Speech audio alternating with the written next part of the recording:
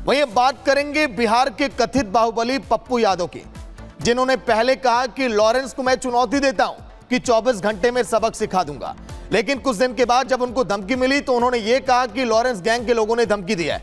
लेकिन अब जिस शख्स ने धमकी दी पुलिस ने उसको पकड़ लिया है, गिरफ्तार कर लिया है, लेकिन इस पूरे मामले को लेकर सियासत भी चरम पर है। रिपोर्ट आप देखिए।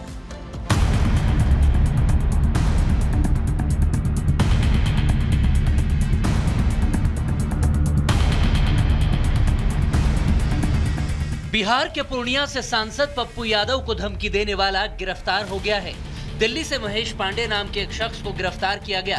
पुलिस का दावा है कि महेश पांडे का लॉरेंस बिश्नोई या किसी दूसरे गिरोह या किसी गैंग से कोई लेना देना नहीं है। हाँ, वो पहले कुछ नेताओं के यहाँ काम जरूर कर चुका है। इनके द्वारा जो अभी तक आया है उसमें गैंग का कहीं से कोई नहीं आया है। इनके द्वारा बताया गया है कि ये जो न्यूज़ में इनका स्टेटमेंट देखे थे माननीय सांसद जी का, उसके बाद इनको लगा कि क्योंकि कुछ दिन से भी कुछ काम नहीं कर रहे थे तो इनको लगा कि इसमें किया जा सकता है। इनके भी संबंध कई लोगों से रहे हैं, माननीय सांसद के भी कुछ लोगों के साथ इनके कॉन्टैक्ट रहे हैं इसमें पूर्व में भी। तो अन्य जितने भी एंगल है उस पर हम लोग दिखवा रहे हैं इसमें। फिलहाल मैं आपको स्पष्ट कर दूं कि कई नंबर से धमकी दी गई थी। जो पहला धमकी आया था जिसमें फ़ोटो भी शेयर किया गया था वो इसी नंबर से किया गया था, इन्हीं के द्वारा किया गया था। इसमें गिरफ्तारी हो गई है। अन्य मामलों में अभी अनुसंधान चल रहा है। पूर्णिया के एसपी कार्तिकेय शर्मा ने खुलासा किया है कि पप्पू यादव को किसी लॉरेंस गैंग से धमकी नहीं मिली थी। अब सवाल ये है कि पप्पू यादव ने जिस वीडियो को धमकी बताकर विक्टिम कार्ड खेला था उसकी सच्चाई आखिर क्या है? भाई साहब से आपकी क्या दुश्मनी है? नहीं कोई दुश्मनी कर्म और कांड दोनों करते हैं भैया। कर्म करिए, बाद में भाई साहब की वो डायलॉग तो सुना होगा भैया। एक बात करने में भी आसानी होगी भैया, एक बात समझिए, मैं आपको बता दूं, बहुत क्लियर हूं मैं इस मामले में कि पप्पू यादव जी देश के 7 बार इंडिपेंडेंट एमपी रहे हैं और उससे मतलब हम पॉलिटिक्स से जुड़े हैं ना, हम जाने मेरी जो हमारे रास्ते में आएगा मेरी बात से उसके साथ जो आज हो रहा है वही होता जाएगा। किसी के खिलाफ बोलना, किसी को शब्द बोलना पॉलिटिकल नहीं है। बाकी हम देख लेंगे। एक बार फोन करने का मकसद यही था, सुधर जाओ, नहीं आगे तो देख ही लेंगे हम। कहा जा रहा है कि बिहार पुलिस महेश को दिल्ली से लेकर पूर्णिया गई है, जहां जांच की जाएगी कि उसने पप्पू यादव को धमकी क्यों दी थी। जरूरत पड़ने पर पप्पू यादव से उसका आमना सामना भी कराया जा सकता है। इस मोबाइल में जो इस्तेमाल सिम था इसके थ्रू उनसे धमकी दी गई थी। जो सिम और मोबाइल रिकवर कर लिया गया है। जो व्यक्ति थे ये दिल्ली के रहने वाले महेश पांडे, पिता कृष्ण कुमार पांडे, सेक्टर 4 नई दिल्ली के रहने वाले हैं। ये पूर्व में भी दिल्ली में कई जगह काम कर चुके हैं और कई माननीय लोगों से भी इनके साथ संबंध रहे हैं। इनके कईयों के लिए काम भी किए हैं। साथ ही एम्स और सेना के कैंटीन में भी ये काम कर चुके हैं, जो इनके द्वारा बताया गया है।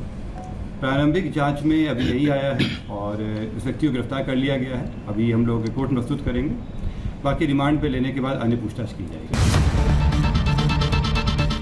महेश पांडे की धमकी को पप्पू यादव ने लॉरेंस बिश्नोई गैंग की धमकी बताकर सुरक्षा की मांग की थी, जिसको बीजेपी नेता बृजभूषण शरण सिंह ने एक स्टंट बता दिया है। पप्पू यादव तो आप मान करके चलें कि बहुत देर से आए। इसके पहले भी हमारे देश के अंदर एक फैशन बन चुका है कि धर्म के नाम पर, जाति के नाम पर गाली दो और फिर सुरक्षा मांगो, विवादित बयान दो फिर सुरक्षा मांगो। अगर महेश पांडे का संबंध लॉरेंस बिश्नोई या किसी दूसरे गैंग से ना निकला तो सवाल पप्पू यादव पर उठेंगे, जिन्होंने गृह मंत्रालय को पत्र लिखकर सिक्योरिटी की मांग कर डाली थी। सांसद पप्पू यादव को धमकी भरे मैसेज देने के मामले में बिहार पुलिस ने दिल्ली से एक आरोपी को गिरफ्तार किया है। आरोपी का नाम महेश पांडे है, जो कि दिल्ली के ही एक इलाके का रहने वाला है। आरोपी ने पुलिस पूछताछ में खुलासा किया, उसने जानकारी दी वो किसी गैंग से जुड़ा हुआ नहीं है, ना ही लॉरेंस बिश्नोई गैंग का लिंक इस शख्स से जुड़ा हुआ सामने आया है। आरोपी ने पूछताछ में ये भी बताया कि मीडिया पर लॉरेंस बिश्नोई के खिलाफ पप्पू यादव के बयान के बाद वो भड़क गया था, जिसके बाद उसने अपने भाभी के दुबई वाले सिम कार्ड से पप्पू यादव को मैसेज किया था, धमकी दिया था, और उसके बाद से ही ये मामला जो था मीडिया रिपोर्ट में आना शुरू हो गया था। आरोपी जो है दिल्ली में एम्स और आर्मी कैंटीन में काम कर चुका है, लेकिन अब पुलिस इसको कस्टडी में लेके इससे पूछताछ करेगी और ज़्यादा जानकारी इससे पुलिस हासिल करने का दावा कर रही है। वहीं महाराष्ट्र की सियासत में शिवसेना शिंदे गुट के नेता शाइना एनसी पर अरविंद सावंत के बयान को लेकर इस समय घमासान मचा हुआ है। हालांकि भारी बवाल के बाद अरविंद सावंत ने माफी भी मांग ली है। उन्होंने अपने बयान पर माफी मांगते हुए कहा कि अपने 55 साल के राजनीतिक करियर में कभी भी मैंने महिलाओं का अपमान नहीं किया। अरविंद सावंत ने भले ही माफी मांग ली हो, लेकिन शाइना एनसी और बीजेपी इस समय उद्धव गुट के खिलाफ लगातार हमलावर है। रिपोर्ट आप देखिए।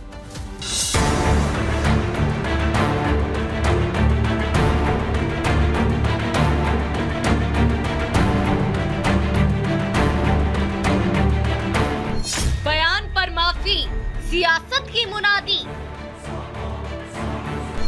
बयान पर तनातनी, सावंत ने मांगी माफी। बयान पर बवाल, बिगड़ी सियासी चाल। महाराष्ट्र में चुनाव है, चुनाव में सियासत गर्म है और ऊपर से उद्धव के नेता अरविंद सावंत के बयान ने महाराष्ट्र की सियासत में आग लगा दी है। ऐसा तब है जब अरविंद सावंत ने माफी मांग ली। उम्मीद ये थी कि माफी मांगने के बाद सियासत थम जाएगी, लेकिन उम्मीद से उल्टा सियासत में उबाल आ गया है। जब आप मुझे ऐसे डिसमिस करके ऐसे शब्दों का इस्तेमाल करेंगे तो आपको मुंह तो जवाब मिला है, इसलिए शायद आपने आज 30 घंटे बाद माफी मांगी। लेकिन ये आश्चर्य की बात है कि अरविंद सावंत माफी मांग रहे हैं और संजय राउत बोल रहे हैं कि उन्होंने कुछ गलत बोला ही नहीं। तो क्या है ऑफिशियल स्टैंड महाविनाश आघाड़ी का? क्या है ऑफिशियल स्टैंड नाना पटोले, शरद पवार, उद्धव ठाकरे का? शाइना जी अपने ही पार्टी वालों से कहेंगी कि जो जो दूसरी महिलाओं के बारे में आपने टीका टिप्पणी की है, क्या उसके बारे में आप सबसे आगे खड़ी होकर उनसे माफी मंगवाएंगी? हमारे लीडर ने तो माफी मांग ली जहां पे उनकी गलती भी नहीं थी, क्योंकि उनको पूरे कमेंट को तोड़ मरोड़ कर पेश किया गया। पर आप लोग अपनी गंदी सोच और गिरती हुई महिला के बारे में विरोध जो है, उसके बारे में कब माफी मांगेंगे? दरअसल अरविंद सावंत की माफी के बाद मामला शांत होता, उससे पहले उद्धव गुट के सारथी संजय राउत ने ऐसा बयान दे दिया कि महिला सम्मान का मुद्दा उबाल पकड़ने लगा। अब महिला सम्मान का मुद्दा सियासी पार्टियां उछालने में जुटी है, चाहे वो महाअघाड़ी हो या महायुति। दुर्भाग्यपूर्ण बात है, एक बहन के बारे में ऐसी बातें करना ये बहुत ही निंदाजनक है। इसकी कितनी निंदा करें उतनी कम है। इनकी फितरत ही है ऐसी। हम गुवाहाटी में तब भी ऐसे ही उन्होंने बदनाम किया था हमारे महिलाओं को, हमारे बहनों को। अभी सारी बहनें ये आने वाले चुनाव में ऐसे जो बहनों का अपमान करने वाले लोग हैं उनको सबक सिखाएंगे।